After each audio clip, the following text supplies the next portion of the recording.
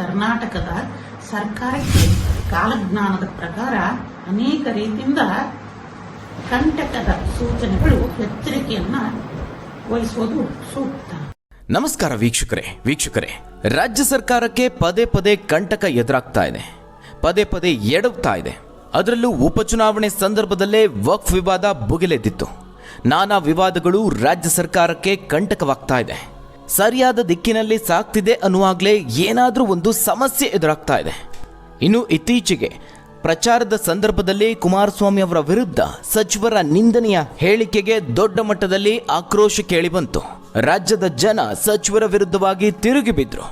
ಇನ್ನು ಮೂಡ ಹಗರಣದ ಸುಳಿಯಲ್ಲಿ ಸ್ವತಃ ಮುಖ್ಯಮಂತ್ರಿಯವರೇ ಸಿಲುಕಿದ್ದು ಇಂತಹ ಕಠಿಣ ಪರಿಸ್ಥಿತಿ ಬರುತ್ತೆ ಅಂತ ಸಿದ್ದರಾಮಯ್ಯ ಅವರು ಸಹ ಊಹಿಸಿರಲಿಲ್ಲ. ಇನ್ನು ವಾಲ್ಮೀಕಿ ನಿಗಮದಲ್ಲಾದಂತಹ ಹಗರಣ ರಾಜ್ಯದ ಜನರನ್ನ ರೊಚ್ಚಿಗೆಬ್ಬಿಸಿದೆ, ಆಕ್ರೋಶವನ್ನ ಹೊರಹಾಕಿದ್ದಾರೆ. ಸರ್ಕಾರದಲ್ಲಿನ ಬೇರೆ ಬೇರೆಯವರ ಎಡವಟ್ಟುಗಳು ದಿಗ್ಗಜರಿಗೆ ಎಫೆಕ್ಟ್ ಆಗ್ತಾ ಇದೆ. ಸರ್ಕಾರಕ್ಕೆ ದೊಡ್ಡ ಮಟ್ಟದಲ್ಲಿ ಕಂಟಕ ಆಗ್ತಾ ಇದೆ. ಒಂದೆಡೆ ಗ್ಯಾರಂಟಿ ಯೋಜನೆಯಂತಹ ಜನಪರ ಯೋಜನೆಯನ್ನ ಮುಂದುವರಿಸ್ತಾ ಇದ್ರೂ ಸಹ ಬಡವರ್ಗದ ಜನರಿಂದ ಮೆಚ್ಚುಗೆಯ ಮಾತುಗಳು ವ್ಯಕ್ತವಾಗ್ತಿದ್ರೂ ಸಹ ಬೇರೆ ಬೇರೆ ಆರೋಪಗಳಿಂದಾಗಿ ಟೀಕೆಯನ್ನು ಸಹ ಎದುರಿಸುವಂತಾಗಿದೆ. ಪದೇ ಪದೇ ಈ ರೀತಿಯ ಆರೋಪಗಳಿಂದ ಸರ್ಕಾರ ಎಡುತ್ತಿರೋದು ಎಲ್ಲಿ ಅನ್ನೋದೇ ಈಗ ಯಕ್ಷ ಪ್ರಶ್ನೆಯಾಗಿದೆ. ಹೀಗಿರುವಾಗಲೇ ರಾಜ್ಯದ ಖ್ಯಾತ ಸ್ವಾಮೀಜಿಗಳು ಕಾಂಗ್ರೆಸ್ ಸರ್ಕಾರದ ಕುರಿತಾಗಿ ಆಘಾತಕಾರಿ ಭವಿಷ್ಯವನ್ನು ನುಡಿದಿದ್ದಾರೆ. ಕಾಲಜ್ಞಾನ ಭವಿಷ್ಯಕ್ಕೆ ಖ್ಯಾತರಾಗಿರುವ ಶ್ರೀ ಸಿದ್ಧಲಿಂಗ ಶಿವಾಚಾರ್ಯ ಶ್ರೀಗಳು ಸರ್ಕಾರದ ಕುರಿತಾಗಿ ಇದ್ದಕ್ಕಿದ್ದಂತೆ ಒಂದು ಅಚ್ಚರಿಯ ಹೇಳಿಕೆಯನ್ನು ನೀಡಿದ್ದಾರೆ. ಕೇವಲ ಸರ್ಕಾರಕ್ಕೆ ಇರುವ ಕಂಟಕ ಮಾತ್ರ ಅಲ್ಲ, ಸಿಎಂ ಸಿದ್ದರಾಮಯ್ಯ ಅವರಿಗೆ ಮುಂಬರುವಂತಹ ಕಂಟಕದ ಬಗ್ಗೆಯೂ ಹೇಳಿಕೆ ನೀಡಿದ್ದಾರೆ. ಅಲ್ಲದೆ ಡಿ.ಕೆ. ಶಿವಕುಮಾರ್ ಅವರ ಭವಿಷ್ಯ ಇದರಲ್ಲಿ ಅಡಗಿದ್ಯಾ ಅನ್ನುವ ಪ್ರಶ್ನೆಯನ್ನು ಇದು ಹುಟ್ಟು ಹಾಕ್ತಿರುವಂಥದ್ದು. ಇನ್ನು ಯಾವಾಗ ಈ ಕಂಟಕ ಎದುರಾಗುತ್ತೆ ಅನ್ನೋದ್ರ ಬಗ್ಗೆಯೂ ಸ್ಪಷ್ಟವಾಗಿ ಇಂತಹ ದಿನದಂದೇ ಆಗುತ್ತೆ ಅಂತ ಶ್ರೀಗಳು ಹೇಳಿರೋದೇ ಈಗ ರಾಜಕೀಯ ವಲಯದಲ್ಲಿ ಸಂಚಲನ ಮೂಡಿಸ್ತಾ ಇದೆ, ಭಾರೀ ಚರ್ಚೆಗೆ ಗ್ರಾಸವಾಗಿದೆ.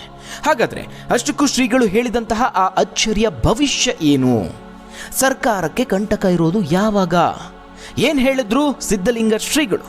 ರಾಜ್ಯ ಸರ್ಕಾರದ ಬಗೆಗಿನ ಆ ಒಂದು ಶಾಕಿಂಗ್ ಭವಿಷ್ಯವಾಣಿ ಏನು?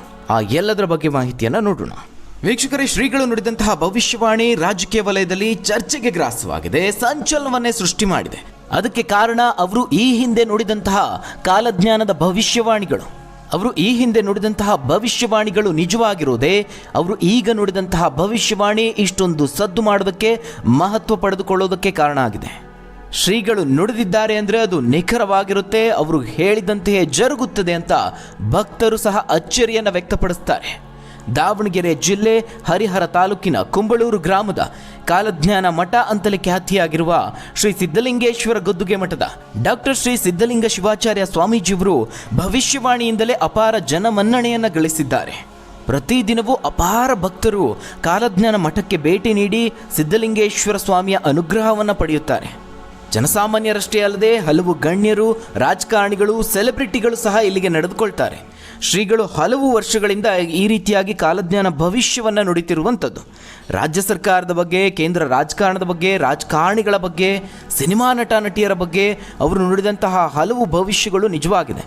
ಈ ಬಗ್ಗೆ ಸಾಕ್ಷಿ ಸಮೇತ ಉದಾಹರಣೆಗಳು ಸಹ ಇದೆ.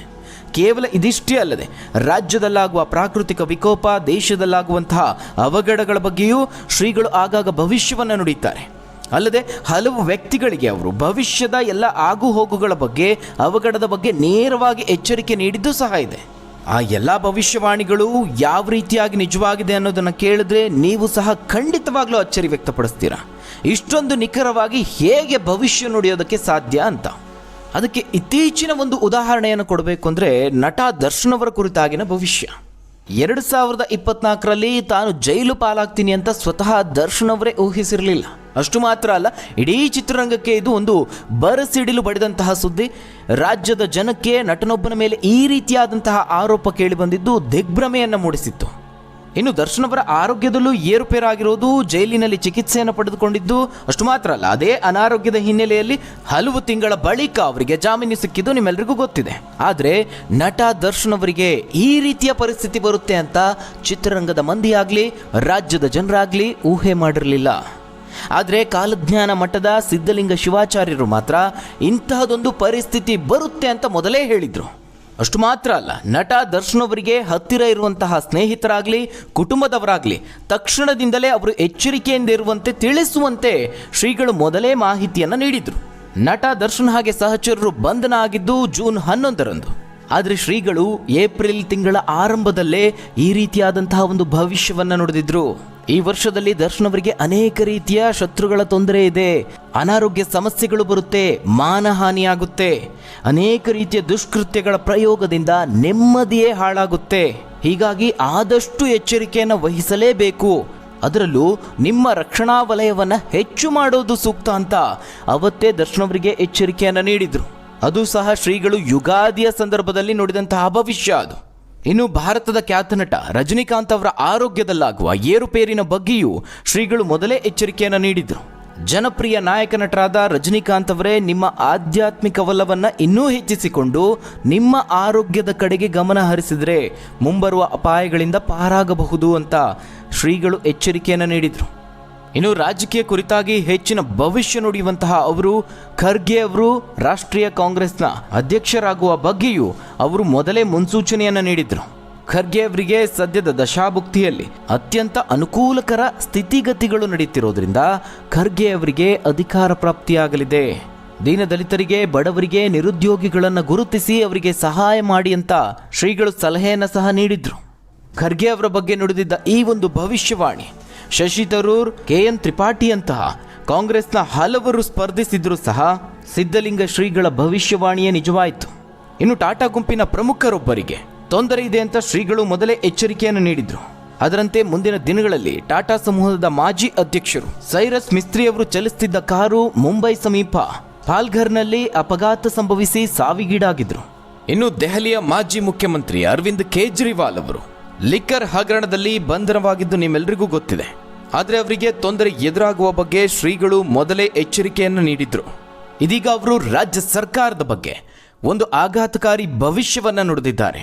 ಬರುವ 2025ನೇ ಇಸವಿ ಮಾರ್ಚ್ 10ರಿಂದ 2025ನೇ ಇಸವಿಯ ಆಗಸ್ಟ್ 28ರವರೆಗೆ ಪ್ರಸ್ತುತ ಕರ್ನಾಟಕ ಸರ್ಕಾರಕ್ಕೆ ಕಾಲಜ್ಞಾನದ ಪ್ರಕಾರ ಅನೇಕ ರೀತಿಯಿಂದ ಕಂಟಕದ ಸೂಚನೆಗಳು ಕಾಣಿಸ್ತಾ ಇದೆ. ಸರ್ಕಾರಕ್ಕೆ ಈ ಒಂದು ಅವಧಿಯಲ್ಲಿ ಹಲವು ಸಮಸ್ಯೆಗಳು ಎದುರಾಗಬಹುದು, ಈ ಒಂದು ಅವಧಿಯಲ್ಲಿ ಇನ್ನಷ್ಟು ಎಡವಟ್ಟುಗಳಿಗೆ ಕಾರಣ ಆಗಬಹುದು ಅಂತ ಬಹಳ ಅಚ್ಚರಿಯ ಭವಿಷ್ಯವನ್ನು ನುಡಿದಿರುವಂಥದ್ದು. ಅಷ್ಟು ಮಾತ್ರ ಅಲ್ಲ, ಸಿದ್ಧಲಿಂಗ ಶ್ರೀಗಳು ಇದಕ್ಕೆ ಪರಿಹಾರವನ್ನು ಸಹ ಸೂಚಿಸಿದ್ದಾರೆ. ರಾಜ್ಯದ ಘನತೆವೆತ್ತ ನಾಯಕರುಗಳು ಆದಷ್ಟು ಸರ್ಕಾರದ ಬಗ್ಗೆ ಕಾಳಜಿಯನ್ನು ವಹಿಸಿ ಜನಸೇವೆಯನ್ನು ನಿಸ್ವಾರ್ಥದಿಂದ ಮಾಡೋದ್ರಿಂದ ಮುಂಬರುವ ಅಪಾಯಗಳನ್ನು ತಗ್ಗಿಸಬಹುದು. ಜನಸೇವೆಯೇ ಜನಾರ್ದನನ ಸೇವೆ ಎಂಬ ನಾಣ್ಣುಡಿಯನ್ನ ಮರಿಬಾರದು. ಜನರ ಅನುಗ್ರಹವನ್ನ ಪಡೆದುಕೊಳ್ಬೇಕು, ನಿಸ್ವಾರ್ಥದಿಂದ ಸೇವೆಯನ್ನ ಮಾಡಿ ಜನರ ಮನಸ್ಸನ್ನ ಗೆಲ್ಲಬೇಕು. ಆ ಮೂಲಕ ಅವರ ಅನುಗ್ರಹವನ್ನ ತೆಗೆದುಕೊಳ್ಳೋದ್ರಿಂದ ಮುಂಬರುವಂತಹ ಅಪಾಯಗಳಿಂದ, ಕಂಟಕಗಳಿಂದ ನೀವು ಪಾರಾಗಬಹುದು ಅನ್ನುವ ಸಲಹೆಯನ್ನು ನೀಡಿದ್ದಾರೆ. ಇದು ಮಾತ್ರ ಅಲ್ಲ, ಗುರೂಜಿಯವರು ಬಹುಮುಖ್ಯವಾಗಿ ಮುಖ್ಯಮಂತ್ರಿ ಬದಲಾವಣೆಯ ಸುಳಿವನ್ನು ನೀಡಿದ್ದಾರೆ. ಕಳೆದ ಬಹಳಷ್ಟು ದಿನಗಳಿಂದ ಈ ಬಗ್ಗೆ ಚರ್ಚೆ ಆಗ್ತಾ ಇದೆ, ಭಾರೀ ಪೈಪೋಟಿ ಇದೆ. ಇತ್ತೀಚೆಗೆ ಮೂಡ ಹಗರಣ ಬೆಳಕಿಗೆ ಬಂದ ಸಂದರ್ಭದಲ್ಲೂ ಹಲವು ನಾಯಕರು ಬೇರೆ ಬೇರೆ ರೀತಿಯ ಹೇಳಿಕೆಗಳನ್ನು ನೀಡಿದ್ದನ್ನು ನೀವು ಗಮನಿಸಿರಬಹುದು. ಆ ಸಂದರ್ಭದಲ್ಲಿ ಕಾಂಗ್ರೆಸ್ ನಾಯಕರಲ್ಲೇ ಭಾರೀ ಪೈಪೋಟಿ ಎದುರಾಯಿತು. CM ರಾಜೀನಾಮೆ ಕೊಟ್ಟೇ ಬಿಟ್ರು ಅನ್ನುವಷ್ಟರ ಮಟ್ಟಿಗೆ ರಾಜ್ಯ ನಾಯಕರು ಹೈಕಮಾಂಡ್ ವರಿಷ್ಠರನ್ನ ಭೇಟಿ ಮಾಡಿದ್ದು, ದೆಹಲಿಗೆ ದೌಡಾಯಿಸಿದ್ದು ಇವೆಲ್ಲವನ್ನ ನೀವು ಗಮನಿಸಿರಬಹುದು. ಈ ರೀತಿಯಾಗಿ ಮುಖ್ಯಮಂತ್ರಿ ಬದಲಾವಣೆಯ ಬಗ್ಗೆ ಹಲವು ರೀತಿಯಲ್ಲಿ ಚರ್ಚೆಗಳು ನಡೀತಾ ಇದೆ. ಹೀಗಿರುವಾಗಲೇ ಸಿದ್ಧಲಿಂಗ ಶ್ರೀಗಳು ಕಾಲಜ್ಞಾನದಲ್ಲಿ ಈ ಒಂದು ಮುಖ್ಯಮಂತ್ರಿ ಬದಲಾವಣೆಯ ಅಂಶವೂ ಸಹ ಗೋಚರಿಸ್ತಾ ಇದೆ ಅನ್ನೋ ಮಾತನ್ನು ಹೇಳಿರುವಂಥದ್ದು. ಇದು ಈಗ ಭಾರೀ ಚರ್ಚೆಗೆ ಗ್ರಾಸವಾಗಿದೆ. ಮುಖ್ಯಮಂತ್ರಿ ಬದಲಾವಣೆ ಆಗಬಹುದು ಅನ್ನುವಂತೆ ಶ್ರೀಗಳು ಭವಿಷ್ಯವನ್ನು ನುಡಿದಿದ್ದಾರೆ. ಅಲ್ಲದೆ ಸರ್ಕಾರ ಎಚ್ಚರಿಕೆಯನ್ನು ವಹಿಸಬೇಕು, ದೇವರ ಅನುಗ್ರಹವನ್ನು ಪಡೆದುಕೊಂಡು ಸರ್ಕಾರವನ್ನು ಮುನ್ನಡೆಸಬೇಕು ಅಂತ ಸಲಹೆಯನ್ನು ನೀಡಿದ್ದಾರೆ. ಹೀಗಾಗಿ ಇಲ್ಲಿ ಪ್ರಮುಖವಾಗಿ ಸಿದ್ದರಾಮಯ್ಯ ಅವರಿಗೆ ಏನಾದರೂ ಕಂಟಕ ಎದುರಾಗುತ್ತಾ? ಮುಖ್ಯಮಂತ್ರಿ ಬದಲಾವಣೆಯ ವಿಚಾರವನ್ನು ಶ್ರೀಗಳು ಹೇಳಿರೋದ್ರಿಂದ ರಾಜಕೀಯವಾಗಿಯೂ ಆ ಬಗ್ಗೆ ಸಾಕಷ್ಟು ಸಂದರ್ಭದಲ್ಲಿ ಚರ್ಚೆ ಆಗಿರೋದ್ರಿಂದ ರಾಜಕೀಯ ವಲಯದಲ್ಲಿ ಸಂಚಲನ ಮೂಡಿಸ್ತಾ ಇದೆ. ಇನ್ನು ಶ್ರೀಗಳು ಹೇಳಿರುವಂತಹ ಆ ಒಂದು 5 ತಿಂಗಳ ಅವಧಿಯಲ್ಲಿ ಸರ್ಕಾರಕ್ಕೆ ಬಹಳ ದೊಡ್ಡ ಕಂಟಕ ಇದೆ ಅನ್ನುವಂಥದ್ದೇನು ಹೇಳಿದ್ದಾರೆ, ಆ ಒಂದು ಭವಿಷ್ಯ ನಿಜವಾಗಿದ್ದೇ ಆದಲ್ಲಿ ಹಲವು ಬದಲಾವಣೆಗಳನ್ನು ನಾವು ನಿರೀಕ್ಷೆ ಮಾಡಬಹುದು. ಅಲ್ಲಿ ಸಿದ್ದರಾಮಯ್ಯ ಅವರು ಕುರ್ಚಿಯಿಂದ ಕೆಳಗಿಳಿದಿದ್ದೆ ಆದಲ್ಲಿ ಆಗ ಕಾಂಗ್ರೆಸ್ ನಾಯಕರಲ್ಲೇ ಪೈಪೋಟಿ ಏರ್ಪಡುತ್ತೆ. ಅದರಲ್ಲಿ ಮುಂಚೂಣಿಯಲ್ಲಿ ಕಾಣಿಸ್ತಾ ಇರೋದು ಅಂತ ಹೇಳಿದ್ರೆ ಬೇರಾರು ಅಲ್ಲ, ಅದು ಡಿ ಕೆ ಶಿವಕುಮಾರ್ ಅವರು. ಹೀಗಾಗಿ ಈ ಒಂದು ಭವಿಷ್ಯದಲ್ಲಿ ಡಿ ಕೆ ಶಿವಕುಮಾರ್ ಅವರ ಭವಿಷ್ಯವೂ ಅಡಗಿದೆ ಅನ್ನೋದನ್ನ ನಾವು ಹೇಳ್ಬೋದಿಲ್ಲ. ಈಗಾಗಲೇ ನೀವು ಗಮನಿಸಿರಬಹುದು, ಸಿಎಂ ರೇಸ್ನಲ್ಲಿ ಡಿ ಕೆ ಶಿವಕುಮಾರ್ ಅವರು ಮುಂಚೂಣಿಯಲ್ಲಿರೋದ್ರ ಜೊತೆಗೆ ಪರಮೇಶ್ವರ್ ಅವರು ಇದ್ದಾರೆ. ಮಲ್ಲಿಕಾರ್ಜುನ ಖರ್ಗೆ ಅವರು ಸಹ ರಾಜ್ಯ ರಾಜಕಾರಣಕ್ಕೆ ಬರಬೇಕು ಅನ್ನುವಂತೆ ಹಲವರು ಒತ್ತಾಯಿಸಿದ್ದಾರೆ. ಅವರ ಹೆಸರು ಕೂಡ ಕೇಳಿ ಬಂದಿದೆ. ಇನ್ನು ಸತೀಶ್ ಜಾರಕಿಹೊಳಿ ಅವರ ಹೆಸರು ಪ್ರಮುಖವಾಗಿ ಕೇಳಿ ಬಂದಿರುವಂಥದ್ದು. ಹೀಗಾಗಿ ಇವರೆಲ್ಲರ ಭವಿಷ್ಯವನ್ನ ಸ್ವಾಮೀಜಿ ನುಡಿದ್ರ ಇದು ರಾಜಕೀಯ ವಲಯದಲ್ಲಿ ಚರ್ಚೆಯನ್ನು ಹುಟ್ಟುಹಾಕಿದೆ. ಇನ್ನು ವಿಪಕ್ಷಗಳು ಬಿಜೆಪಿ ಹಾಗೆ ಜೆಡಿಎಸ್ ಮುಂಬರುವ ದಿನಗಳಲ್ಲಿ ಮುಖ್ಯಮಂತ್ರಿ ಬದಲಾವಣೆಯೂ ಆಗಬಹುದು, ಸರ್ಕಾರವೇ ಪತನಗೊಳ್ಳಬಹುದು ಅನ್ನುವ ಅರ್ಥದಲ್ಲಿ ಹಲವು ನಾಯಕರು ಹೇಳಿಕೆಯನ್ನು. ಹಾಗಾದ್ರೆ ವೀಕ್ಷಕರೇ, ಶ್ರೀಗಳು ನುಡಿದಂತಹ ಭವಿಷ್ಯವಾಣಿಯ ಬಗ್ಗೆ ನೀವೇನಂತೀರಾ? ನಿಮ್ಮ ಅನಿಸಿಕೆ ಅಭಿಪ್ರಾಯವನ್ನು ಕಾಮೆಂಟ್ ಮೂಲಕವಾಗಿ ತಿಳಿಸಿ. ಧನ್ಯವಾದಗಳು ವೀಕ್ಷಕರೇ.